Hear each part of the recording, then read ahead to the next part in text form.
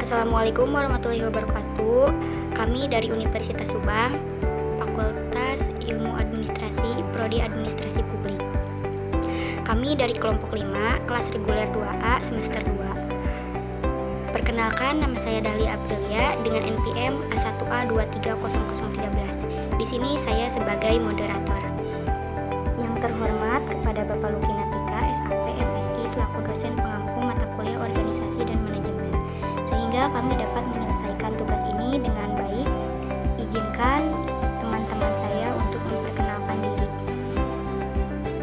Perkenalkan, nama saya Indah Nulis dengan NPM A1A220710. Perkenalkan, nama saya Rizky Rafik Hariri dengan NPM A1A23003. Perkenalkan, nama saya Najwa Alpiana dengan nomor NPM A1A2300017. Perkenalkan, nama saya Aulia Ramadhani dengan NPM A1A230012. Perkenalkan, nama saya Andi Syuri Bahari dengan NPM A1A230018. Sebelumnya, kalian sudah tahu belum apa itu pengawasan? Mungkin kalian pernah dengar ya sebelumnya. Nah, pengawasan atau controlling adalah proses dalam menetapkan ukuran kinerja dan pengambilan tindakan yang dapat mendukung pencapaian hasil yang diharapkan sesuai dengan kinerja yang telah ditetapkan tersebut. Adapun menurut para ahli, yang pertama, menurut Henry Panyol, pengawasan adalah realitas bahwa hakikat merupakan suatu tindakan menilai atau menguji apakah sesuatu telah berjalan sesuai dengan rencana yang telah ditentukan.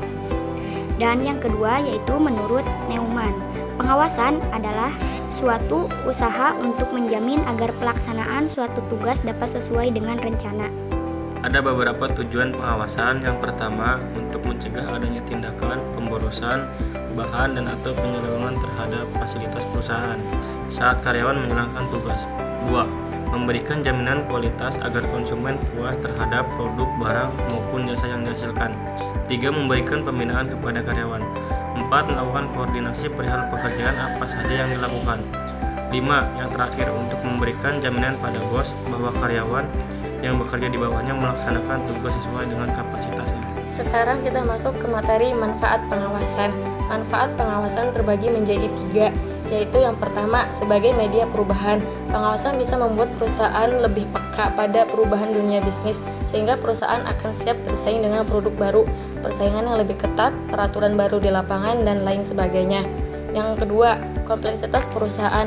Pengawasan bahwa perusahaan menjadi lebih kompleks apalagi ketika organisasi berkembang menjadi lebih besar setiap tahunnya. Perusahaan akan semakin banyak bergantung pada pihak ketiga demi memenuhi kebutuhan konsumen. Dan yang terakhir, mengantisipasi kesalahan. Pengawasan yang baik diperlukan agar perusahaan tidak harus menghadapi banyaknya kesalahan-kesalahan yang terjadi di kemudian hari. Dengan adanya pengawasan, potensi terjadinya kesalahan akan mudah terlacak dan perusahaan bisa mengatasinya lebih dini sebelum masalah meledak. Kita masuk ke jenis-jenis pengawasan. Yang kesatu ada pengawasan internal, merupakan pengawasan yang dilakukan di dalam lingkungan unit organisasi. Yang kedua ada pengawasan eksternal, merupakan pengawasan yang dilakukan di luar unit organisasi. Yang ketiga ada pengawasan preventif dan represif. Pengawasan preventif ialah lebih dimaksudkan sebagai suatu pengawasan yang dilakukan pada kegiatan sebelum kegiatan itu dilaksanakan, sehingga dapat mencegah terjadinya kegiatan yang menyimpang. Sedangkan pengawasan represif ialah suatu pengawasan yang dilakukan terhadap suatu kegiatan setelah kegiatan tersebut sudah dilaksanakan. Yang keempat ada pengawasan aktif dan pasif. Pengawasan aktif ialah pengawasan yang dilaksanakan sebagai dari bentuk pengawasan yang dilakukan di tempat kegiatan yang bersangkutan. Sedangkan pengawasan pasif ialah suatu pengawasan yang dilakukan misalnya melalui penelitian serta pengujian terhadap surat-surat atau laporan. Yang kelima ada pengawasan kebenaran formil, ialah pengawasan menurut hak dan pemeriksaan kebenaran material mengenai maksud serta tujuan pengeluaran.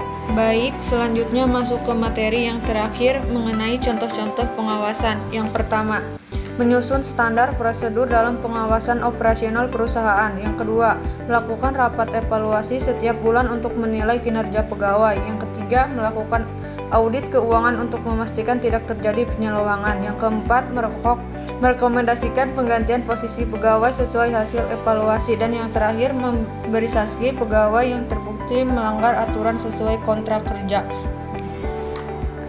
Dapat disimpulkan bahwa tentang pengawasan atau controlling ini, yang pertama, pengawasan merupakan bagian integral dari proses manajemen yang memastikan bahwa tujuan organisasi tercapai dengan efisien dan efektif.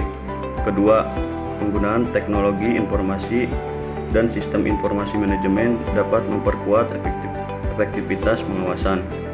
Ketiga, keberhasilan pengawasan juga tergantung pada kualitas pengambilan keputusan manajerial dan implementasi strategi kontrol yang tepat. Sekian pemaparan materi dari kelompok kami. Mohon maaf bila ada kesalahan. Wassalamualaikum warahmatullahi wabarakatuh.